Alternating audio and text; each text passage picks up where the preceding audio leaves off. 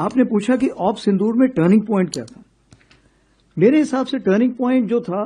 दो स्टेज पे देखना चाहिए आपको। सबसे पहले टर्निंग पॉइंट तो ये था जो 22 मिनट की हमारी,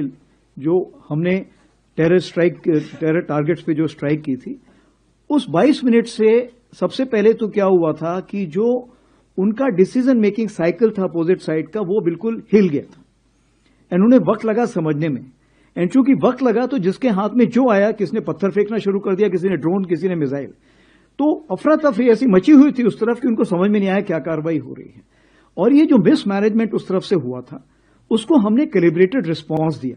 ताकि हम लड़ाई को आगे नहीं बढ़ाना चाहते थे, क्योंकि हमारा जो पॉलिटिको मिलिट्री एम था वो हमने पा लिया था। दूसरा जो टर्निंग पॉइंट था, जो मैं शायद यहां पे खुले में ना बता पाऊं, बट